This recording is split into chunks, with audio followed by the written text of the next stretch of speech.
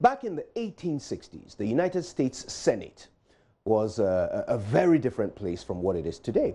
Arguments made on the floor were not so decorous as they are today. People really used to dig in with personal insults and name-calling just to make their point. And these were essentially the most elite, best educated men in the country.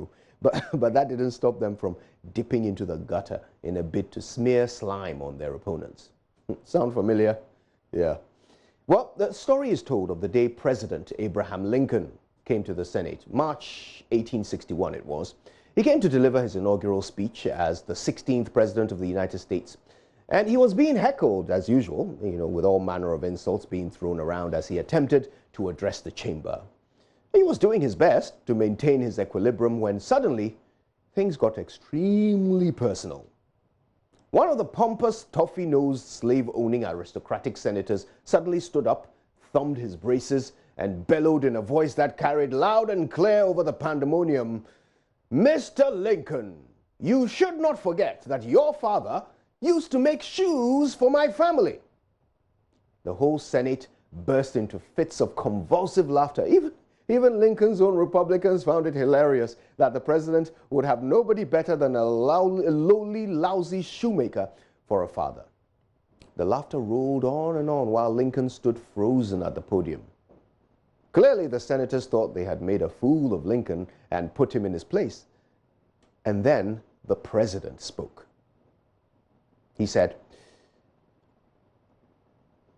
addressing the rotund little toff who had dissed his dad, "I know that my father used to make shoes for your family. And there will be many others here because he made shoes the way nobody else can. He was a creator. His shoes were not just shoes. He poured his whole soul into them." Now, at this point, the laughter started to die down as Lincoln's high-pitched yet deeply commanding voice arrested the attention of everyone in the chamber. And he was not done yet. "I want to ask you, have you any complaint? Because as far as I know, nobody has ever complained about my father's shoes. He was a genius, a great creator, and I am proud of my father." Now, I remember reading about this and having two separate but equally important thoughts. First, I thought, it really doesn't matter what people say or even do to you. The only thing that matters is how you choose to react to it. Let them pull you down, let them call you a failure, let them say you can't make it. None of those insults and put-downs really matters until you start saying the same things to yourself. Think about that. Now, the second thing that occurred to me was about excellence.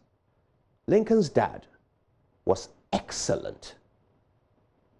To those silver-spooned bigots, he was a lowly cobbler, an insult to be flung in the face of his social climbing son who they didn't see as fit to mingle with them, let alone lead them. But even these jerks could not deny that the man's shoes were the best.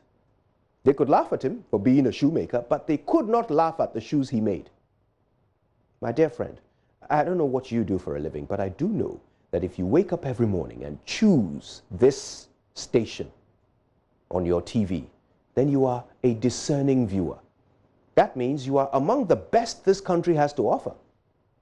Whatever you do every day, there should be nobody better at it than you.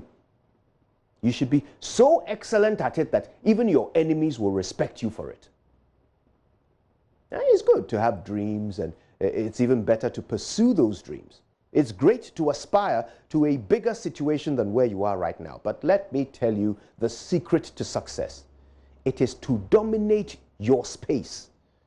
Whether you're a receptionist or a CEO, whether you're a janitor or a doctor, whether you're a security guard or a head teacher, whether you sit on the throne or you clean it, your God-given mandate is to be the absolute best at what you do. You see, it's not by accident that God made you in his own image. God has dominion over the world, so you are meant to have dominion over your world.